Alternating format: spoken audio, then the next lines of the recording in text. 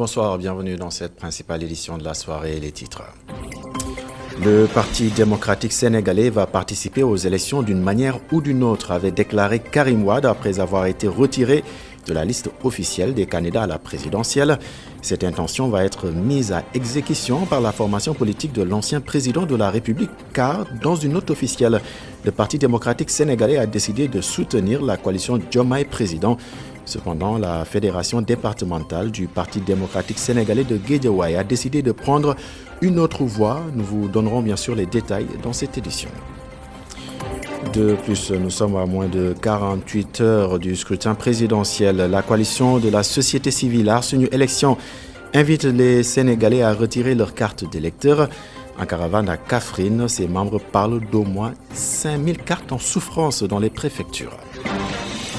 La paix, rien que la paix, c'est ce que souhaite donc le Comité sénégalais des droits de l'homme à l'issue donc de ce scrutin. Dans ce sens, ils ont fait donc face à la presse et annoncé donc un nombre important d'observateurs à leur service qui vont superviser le vote sur l'ensemble du territoire national. Voici pour les titres. Le développement, c'est dans quelques instants.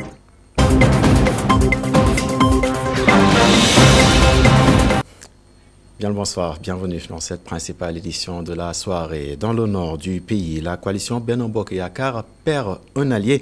Il s'agit du mouvement Agir pour Matam. Ses membres ont décidé de rejoindre la coalition Diomaye Président. Dikel Nguébane parle de promesses non tenues par le président Macky Sall. Nous l'écoutons. Considérant que notre cher pays, le Sénégal, vit une crise économique et structurelle, malgré ses multiples richesses minières, notamment or, phosphate, gaz, pétrole, etc. 3. Constatant que la jeunesse sénégalaise, dans sa grande majorité, est frappée de plein fouet par un chômage massif et endémique, offrant ainsi comme seule alternative un exode par milliers vers la mer et les forêts du Nicaragua, espérant ainsi rejoindre l'Europe ou les États-Unis pour un avenir meilleur. 4.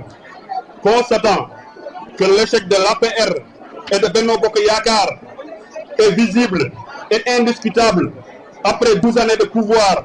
5. Estimant qu'il est nécessaire d'opérer une rupture et une alternance véritable qui permettront au Sénégal de repartir sur de nouvelles bases émergentes et de développement. 6. C'est le dernier point. Le mouvement Agir ensemble pour Matam appelle ses membres, appelle ses sympathisants, appelle ses amis, appelle ses parents à voter massivement le candidat de la coalition Bassirou Diomaye Faye. Dikel Nguébane, donc président du mouvement Agir pour Matam, qui a donc décidé de rejoindre la coalition Diomaye Président et qui parle par ailleurs donc de promesses non tenues par le président Macky Sall. Et puis le Parti démocratique sénégalais décide, je cite, d'apporter son soutien total à la coalition Diomaye Président pour le scrutin présidentiel de dimanche.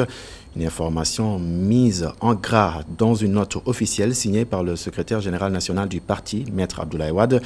Le renouveau de l'état de droit et la garantie d'une justice pleinement indépendante sont les points qui motivent donc ce choix.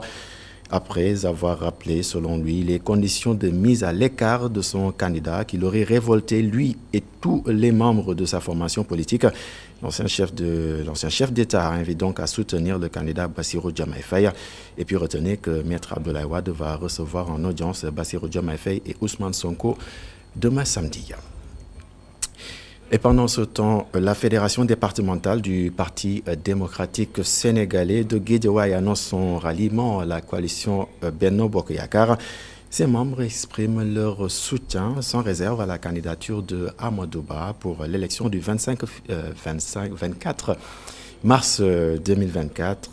Ousmane Ndiaye est le secrétaire donc général de la fédération du PDS de Guédiawaye. Ils nous en dit un peu plus ça. La conscience historique nous oblige de réfléchir avec raison et sans émotion, car le Sénégal se trouve dans une situation telle qu'elle mérite d'être analysée avec lucidité, persévérance et sérieux. Le Sénégal est politiquement au bord, sinon même à la pente de l'abîme. Avons-nous le droit de se taire ou de croiser les bras? parce que nous n'avons pas de candidat. Non. L'histoire nous oblige de prendre notre responsabilité. Nous voulons la paix et la stabilité du pays. En ce moment-ci, un moment crucial, l'opération intellectuelle a fait que nous a permis de soutenir le candidat Amadou Ba. Chers frères, la conscience politique que nous avons en cette période de la vie de notre nation, mobilisons-nous ensemble. Mobilisons ensemble les forces de Guédiawaye. Luttons pour faire gagner le candidat Amadou Ba. Alors ensemble. Wote Sidjam pour des élections apaisées en Wolof. Dans ce sens, le Comité sénégalais des droits de l'homme a formé 50 observateurs qui vont superviser le scrutin présidentiel sur l'ensemble du territoire national. En conférence de presse donc ce matin, le CSDH veut aussi s'assurer de la régularité du processus électoral, suivant les précisions de son président, Maître Pape Sène. Il nous en dit un peu plus. De par le passé, nous avons eu à monitorer les élections locales de 2014. Mais pour la première fois, le comité va se déployer sur le terrain au même titre que certains observateurs internationaux et nationaux. Donc le comité va se déployer sur le terrain, comme Jacob l'a dit, dans certaines régions, pour essayer un tout petit peu de procéder à la surveillance du respect des règles du jeu démocratique, pour qu'on ait des élections libres, transparentes et démocratiques. Et c'est ça le vœu du Haut Commissariat aux droits de l'homme, parce que le droit de vote est un droit sacré. Quand il y a eu le report des élections, nous nous sommes réajustés, parce que nous avions un programme qui était donc élaboré sur la base des élections qui devaient se tenir le 25 février. Et tout naturellement, comme vous l'avez observé, nous l'avons observé ensemble, le report des élections a occasionné des troubles dans notre pays. Et là, nous nous sommes réajustés en mettant en place une task force qui a monitoré l'ensemble des violences qui ont eu entre la période du report et la reprise normale donc du cours du processus électoral. Ce qui nous a permis un tout petit peu véritablement d'avoir une idée sur ce qui s'est réellement passé. Le Sénégal ayant une tradition réputée de pays démocratique avec 2 alternances, je pense qu'aujourd'hui, il n'y a pas de raison que le Sénégal ne puisse pas rééditer ou répéter un peu ce qui a été fait en 2000 et en 2012. Et dans la quintessence du discours donc de Maître Pape Sène, on peut entendre une élection pacifique. Et c'est ce vers quoi l'association des imams et oulémas invite donc les Sénégalais. Dans un communiqué, l'imam El Hadj Omar Diène invite toutes et tous à épargner le pays des faits et gestes donc qui font éprouver inquiétude, honte et souffrance. Le président de l'association des imams et oulémas termine en invitant donc les citoyens à se préparer à remplir leurs devoirs civiques en se laissant guider par le seul intérêt du pays.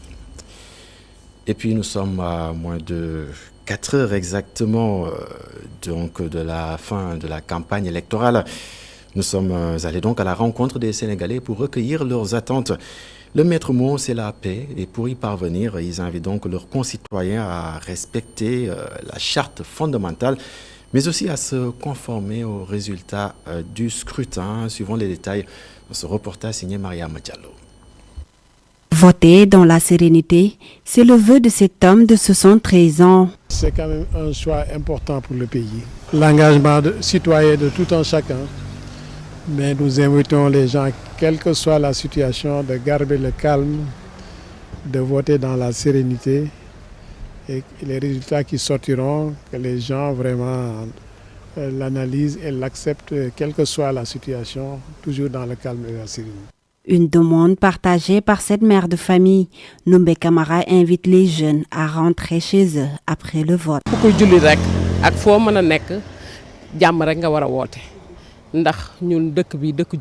En tant que mère de famille, je souhaite une élection paisible, que chacun fasse son devoir et rentre chez lui, et surtout respecter les résultats. Albert Djemé aborde dans ce sens, lui aussi appelle à la non-violence. Je les appelle à la non-violence, quoi. J'aimerais que chacun d'entre nous soient prudents sur ce qu'ils font. Le jour du vote, ils n'ont qu'à voter et rentrer chez eux tranquillement. Dans une autre rue, Pablo veut aller voter à Lambaye. Il sollicite une élection de paix. Qu'on aille voter en toute quiétude. C'est ce que je souhaite. C'est dans le calme qu'on pourra reprendre nos activités. Moi, je vais voter à Lambaye le lendemain. Je vais rentrer aller travailler.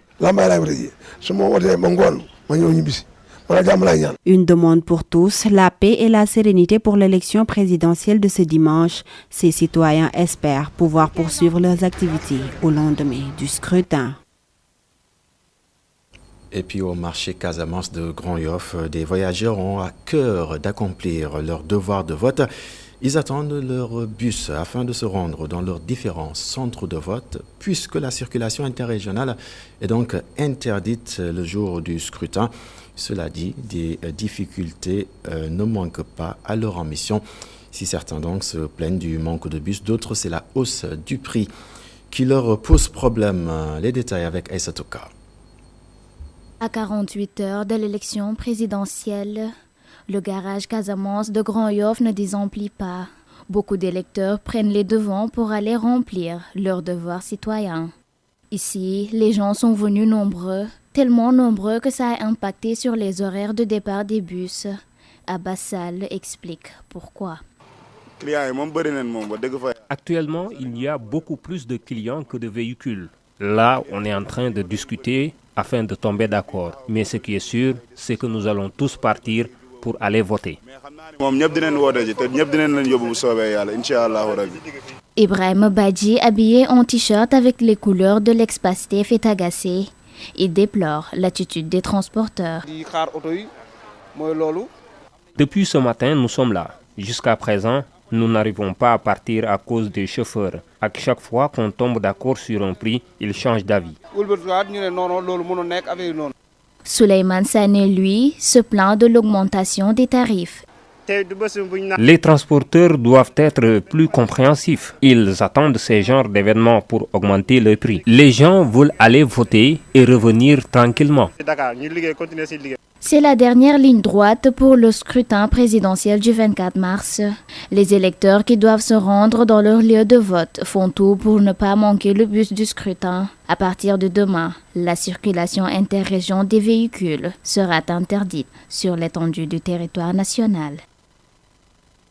Et avant de clore cette édition, parlons de la journée mondiale de l'eau, célébrée donc ce jour à Diamniadio sous le thème l'eau pour la paix. Et dans le cadre donc de l'accès universel à l'eau, le Sénégal a fait donc un bond remarquable en matière d'accès à l'eau avec un taux remarquable de 97,7% selon le secrétaire général de l'eau, le secrétaire général du ministère de l'eau et de l'assainissement. Nous suivons ces précisions.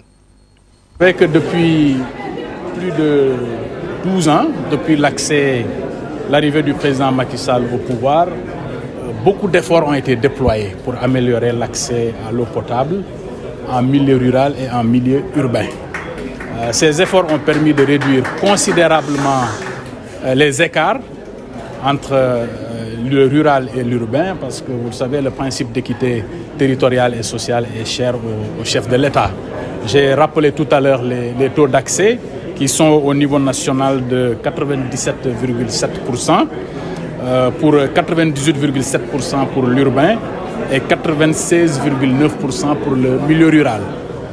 Et j'ai rappelé qu'en 12 ans, nous avons réalisé un bond important de près de 16% en milieu rural. Tout cela grâce aux efforts, mais également aux réformes. Il y a eu beaucoup d'investissements, mais également des réformes institutionnelles qui ont permis d'atteindre ces taux-là. En milieu rural, vous avez la réforme de l'hydraulique rurale, qui a permis aussi de réduire considérablement ces écarts. Plus de 950 forages, par exemple, ont été réalisés grâce à cette réforme-là, qui a permis d'améliorer le taux de disponibilité des forages, mais également en termes d'infrastructure. Aujourd'hui, quasiment, on est proche de l'accès universel.